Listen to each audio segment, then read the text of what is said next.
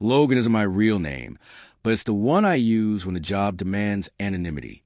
I'm a private investigator, and no, it's not as flashy as the movies make it seem. Most days it's just hours spent in cars that reek of old fast food, watching people make choices that'll wreck their lives. But sometimes a case lands on my desk that snaps me to attention. This one started with a man named Mark, mid-40s, wealthy, the kind of guy who could buy his way out of most problems. He walked into my office looking like he'd been sucker punched by his own emotions. His jaw was tight, eyes bloodshot. "She's cheating," he said, his voice flat. I hear that a lot. People hoping I'll prove them wrong. But Mark wasn't hoping. He already knew. He slid an envelope across my desk. Inside were photos of his wife, Claire, a striking blonde in her late 30s, along with her phone number and $10,000 in cash. No explanation, just evidence and a bribe to dig deeper. Her name's Claire, 16 years married. Find out who he is. He didn't say who because he didn't need to. He'd already put the pieces together. Claire was impressive, the kind of woman who turned heads effortlessly. Tall, sharp cheekbones, always put together. The type who made life look easy. Except she wasn't sneaking off to yoga classes. On day 3, she led me straight to him, a trendy bistro with glass walls and plates of food that cost more than they were worth. And there he was, Peter, mid-30s, tailored suit, expensive watch, a jawline that screamed bad idea. This wasn't some random fling. Peter was deliberate. When Claire leaned in, laughing at something he said, her hand lingering on his arm, I took the shot. Not because I needed it, but because guys like Mark need to see it. Over the next week, the picture got clearer. Claire's affairs weren't messy, spur-of-the-moment mistakes. They were planned hotels, rented apartments, even a quick detour in Peter's car. She didn't just cheat, she was good at it. When I handed Mark the evidence, photos, recordings, texts so explicit they could have been banned, he didn't explode. No rage, no tears. Just something dark flickering behind his eyes. "She thinks she's clever," he muttered. That's when I realized this wasn't a man falling apart. It was a man planning. "What about the guy?" he asked, flipping to the photos like a menu. Peter Graham, VP at a tech company. Married. 2 kids. Lives in the suburbs. Total prick who thinks he's God's gift. Mark gave a cold chuckle. "Let me guess, his wife doesn't know." "Not yet," I said, "but from what I hear, she's not the forgiving type." Her name was Natalie Graham, and here's the kicker. She owned the apartment where Claire and Peter had been meeting. Talk about eating where you... Mark nodded like he was moving chess pieces in his head. "Get in touch with her. Let's make this a team effort." So there I was the next day, sitting across from Natalie in a cafe. Late 30s, sharp, the kind of woman who ran things. When I showed her the evidence, she didn't cry, didn't scream, just stared at the photos of her husband with another woman in her apartment and said, "What do you need from me?" Mark was right. Natalie wasn't the type to take betrayal lightly. That evening, the 4 of us, me, Mark, Natalie, and her brother Danny, who looked like he could bench press a truck, sat in her living room plotting. Natalie's father was ex-military with rumored underworld ties. Danny was a boxer. Mark brought the legal strategy. I brought the dirt. And Natalie? She brought the fury. "They're meeting at the apartment tomorrow night." I said, 7 sharp. I can rig the place with cameras. Natalie smirked. "Don't bother. I've got my own system. I'll send you the feed." She stood, smoothing her skirt. "Here's how this works. Mark, you'll get your divorce. I'll handle Peter. As for your wife..."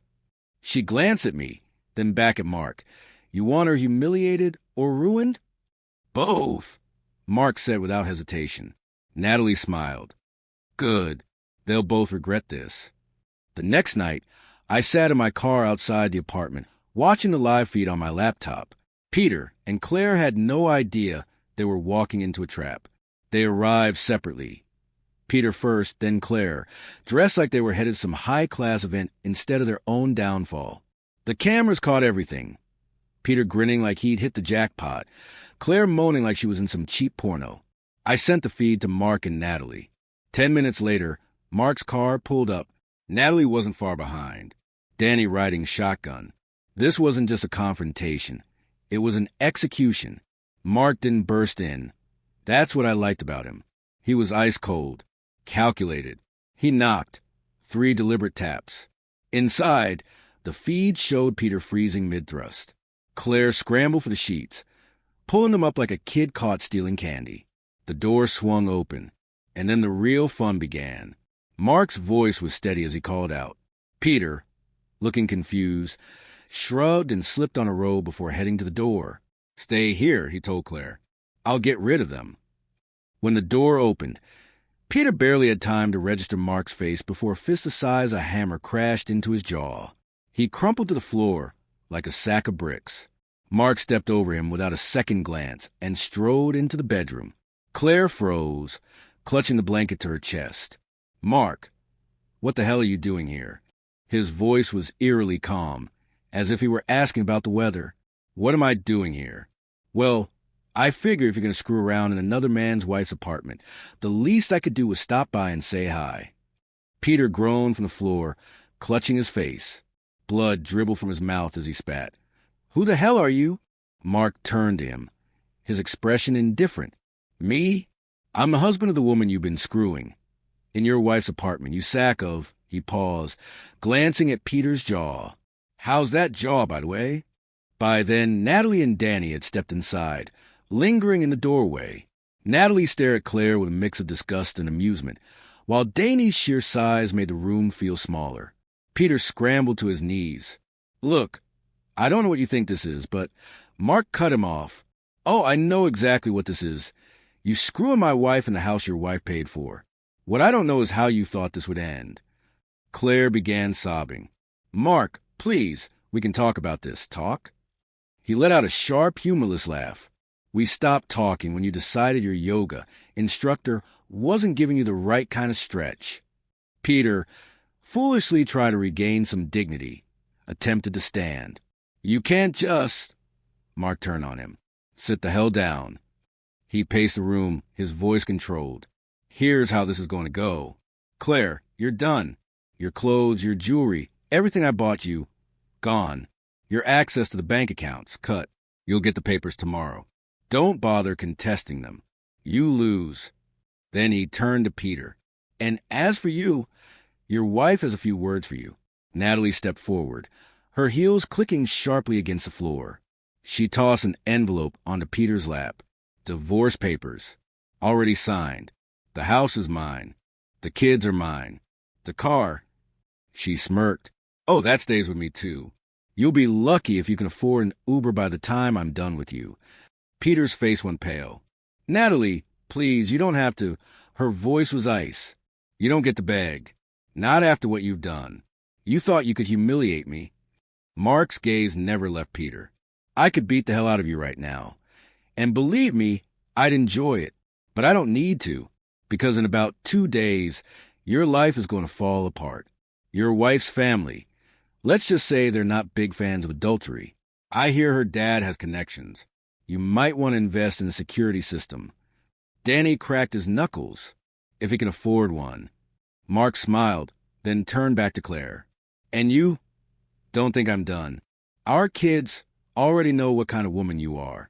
They've seen the proof. You can explain yourself to them when they decide to answer your calls. Good luck with that. Claire's sobbing turned hysterical, but Mark was already walking out.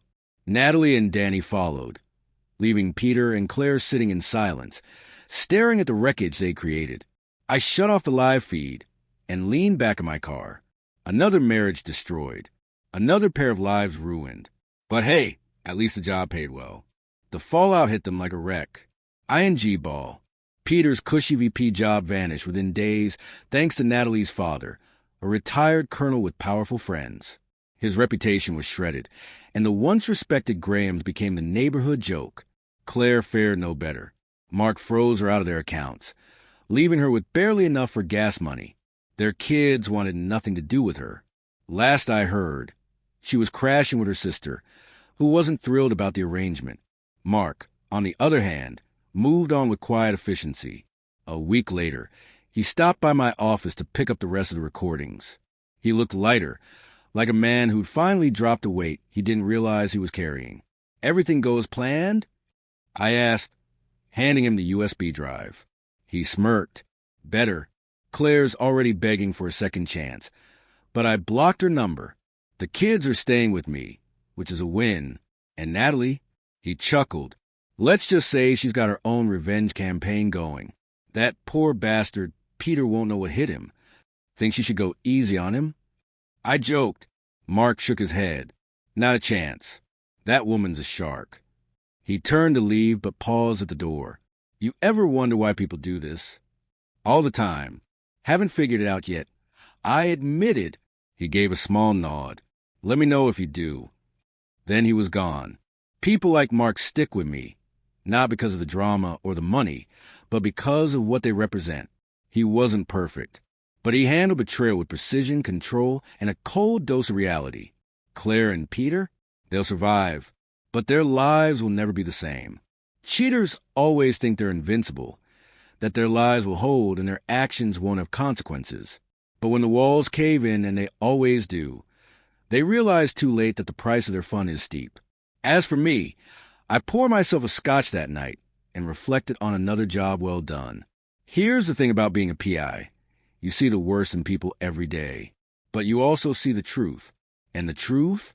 It's messy, ugly, and oddly satisfying. If there's one lesson I've learned, it's this: never underestimate the quiet guy.